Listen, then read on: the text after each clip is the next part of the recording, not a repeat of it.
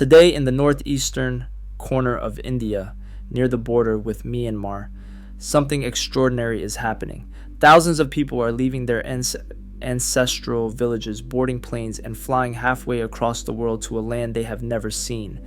But here is what makes this remarkable. They believe they are going home.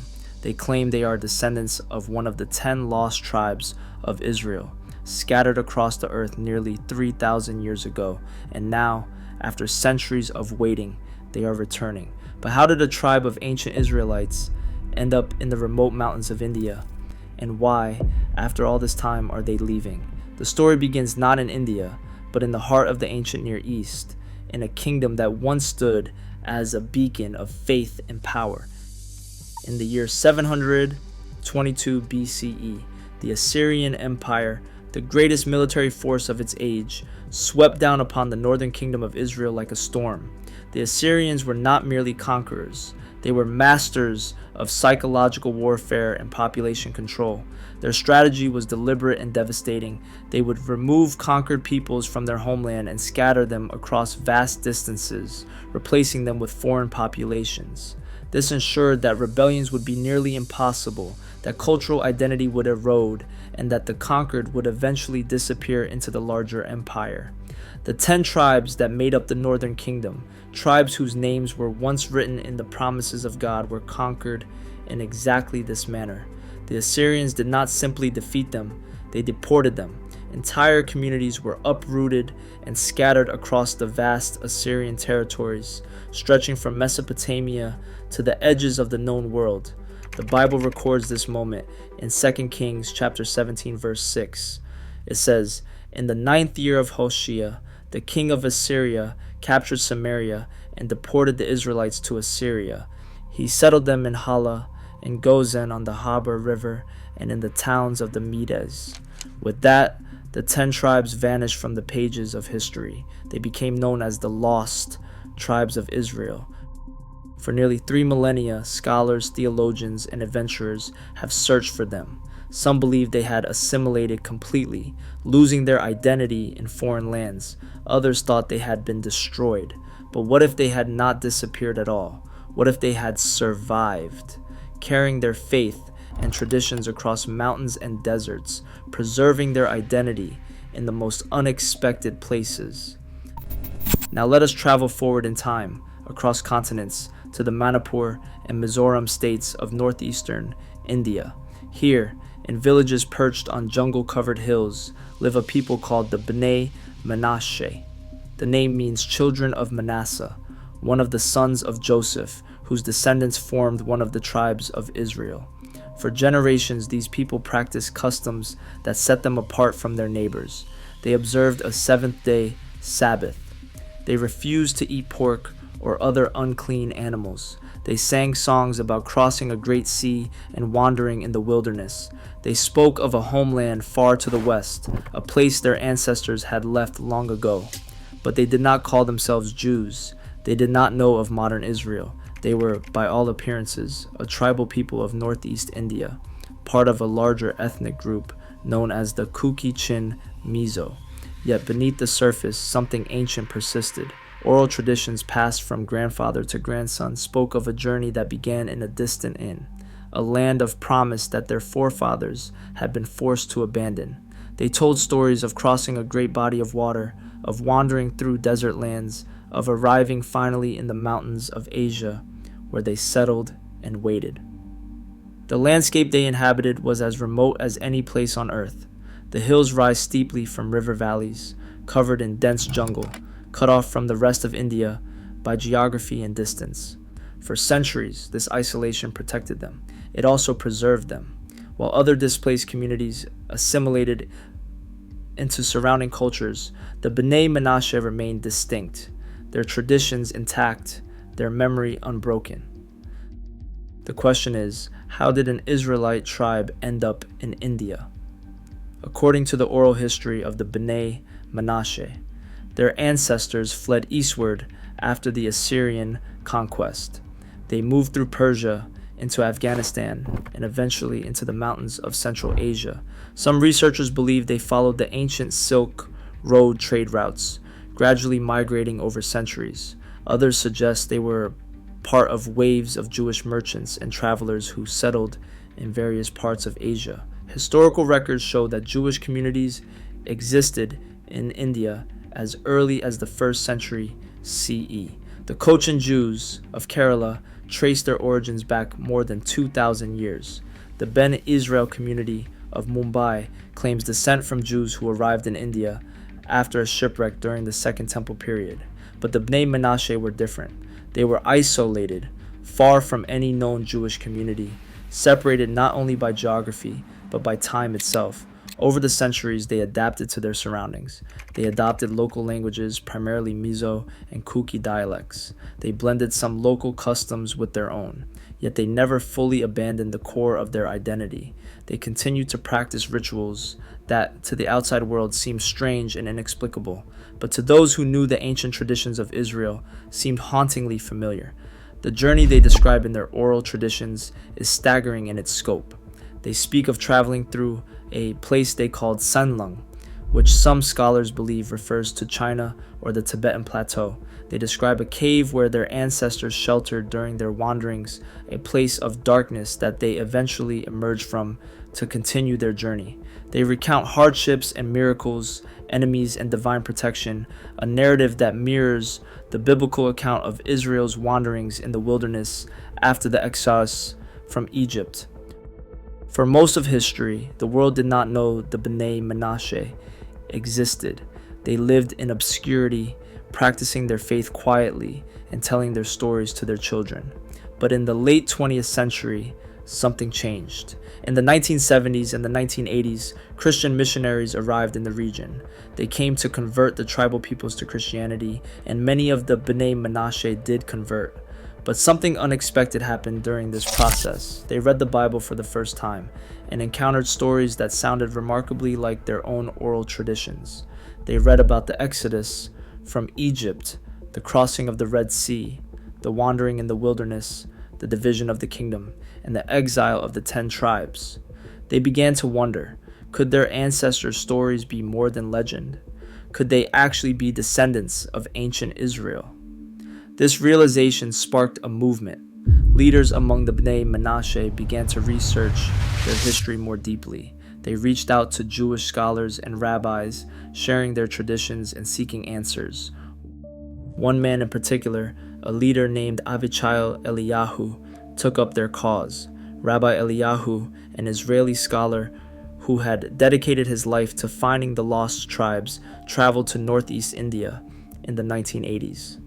He had already investigated other communities claiming Israelite descent in places as diverse as Afghanistan, Pakistan, and Peru. But what he discovered among the Bnei Menashe astonished him. Here was a community that had maintained practices and traditions that could not easily be explained by contact with modern Jewish communities. Their isolation made cultural borrowing unlikely. Their practices predated their exposure to Christian missionaries. The evidence suggested something authentic, something that had survived across an almost incomprehensible span of time. Rabbi Eliyahu documented dozens of customs and practices among the Bnei Menashe that had no explanation within their local culture, but made perfect sense within a Jewish context. They performed a sacrifice they called Changpui Vela, which bore striking similarities to the ancient Israelite Passover sacrifice. During this ritual, they would slaughter an animal and mark their doorposts with its blood, a practice directly paralleling the Passover ritual described in Exodus chapter 12. They observed a festival of harvest that resembled Sukkot, the Jewish feast of tabernacles, during which they would build temporary shelters and dwell in them for a period of days. They maintained strict dietary laws that paralleled the kosher laws of the Torah, avoiding certain animals and observing specific methods of slaughter. They practiced circumcision on the 8th day, exactly as prescribed in Genesis chapter 17, a timing that has no significance in local cultures but is central to Jewish law. They sang songs in a language that contained words scholars identified as possibly derived from ancient Hebrew, words that had no meaning in their current languages but had been passed down phonetically through generations. They told stories of a prophet named Manmassi who led their ancestors away from slavery, a name remarkably similar to Manasseh. They observed a Day of Atonement, fasting and praying for forgiveness, reminiscent of Yom Kippur. They lit lamps on the Sabbath eve. They mourned their dead in ways that mirrored Jewish mourning practices, including the covering of mirrors and specific periods of mourning. But perhaps most striking was their tradition of the Red Sea crossing. The Bnei Menashe recounted that their ancestors, fleeing from enemies, reached a great body of water that miraculously parted, allowing them to cross safely before closing on their pursuers. This story existed in their oral tradition long before any of them had encountered the biblical account of the Exodus. The parallels were too numerous and too specific to dismiss as coincidence. Rabbi Eliyahu returned to Israel convinced that he had found one of the lost tribes. However, finding them was only the beginning. The question that now emerged was more complex. If they truly were descendants of Israel, what should be done? In Jewish law, the determination of Jewish status is a matter of profound importance. It cannot be decided casually or based solely on oral tradition. The chief rabbinate of Israel, the religious authority responsible for such matters, faced an unprecedented situation. Here was a community of thousands claiming Israelite descent, living in a remote corner of India, practicing customs that suggested ancient Jewish roots, yet without any documented connection to known Jewish communities for nearly 3,000 years. The rabbis faced a dilemma. On one hand, the evidence was compelling. The oral traditions, the customs, the practices, all pointed toward an authentic connection. On the other hand, nearly 3 millennia had passed. Could a community maintain its identity over such a vast expanse of time without any contact with the broader Jewish world? Jewish law requires either proof of maternal Jewish lineage or formal conversion. For the Bnei Menashe, proving an unbroken maternal line back 3,000 years was impossible, yet their claim could not be easily dismissed. The investigation began. Scholars examined the traditions in minute detail, comparing them to ancient Israelite practices described in biblical and historical texts. Anthropologists studied the culture, looking for patterns that could not be explained by convergent evolution or cultural borrowing. Geneticists analyzed DNA samples, searching for genetic markers that might indicate Middle Eastern ancestry. The results were inconclusive but intriguing. Some genetic markers suggested Middle Eastern ancestry, but the evidence was not definitive. The oral traditions were consistent and detailed, but oral traditions can be influenced by contact with other cultures over time. The customs were striking, but could they have been adopted through interaction with other Jewish communities centuries ago and then preserved? The rabbis also had to consider practical questions. If the Bnei Menashe were recognized as Jews, they would be eligible to immigrate to Israel under the law of return. This would mean absorbing thousands of new immigrants, providing housing, employment, education, and integration into Israeli society. The decision could not be made lightly. In 2005, after decades of deliberation and investigation, the Sephardic chief rabbi of Israel, Shlomo Amar, made a historic decision. He officially recognized the Bnei Menashe as descendants of the tribe of Manasseh. This recognition, however, came with a condition. Because of the long separation and the impossibility of tracing an unbroken chain of Jewish practice, the Bnei Menashe would need to undergo formal conversion to Judaism. This conversion, known as Giyur el-Chumra, meaning conversion as a stringency, is a process used for communities whose Jewish status is probable but not certain. It is not a rejection of their claim, but a way of ensuring that they are halakhically and legally recognized as Jews without any doubt. The process requires study of Jewish law, acceptance of the commandments, immersion in a ritual bath called a mikveh, and for men, circumcision if not already performed according to Jewish law.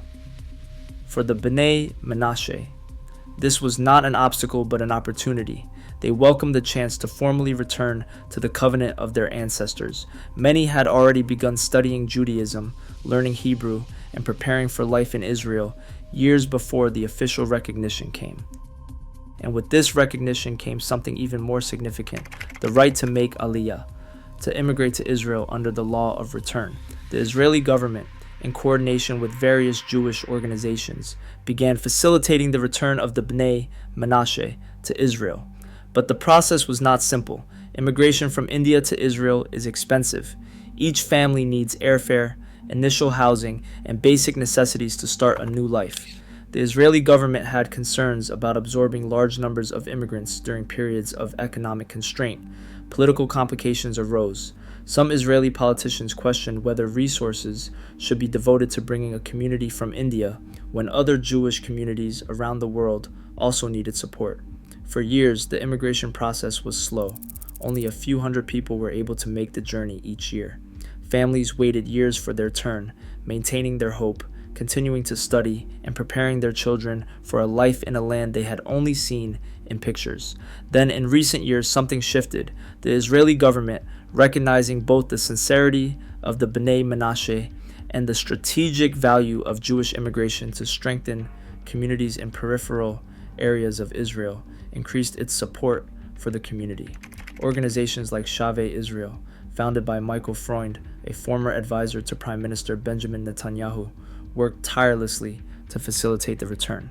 Freund, himself deeply moved by the story of the Bnei Menashe, made it his mission to bring them home. Shavei Israel established conversion programs in India, setting up learning centers where Bnei Menashe could study Torah, Hebrew, and Jewish law.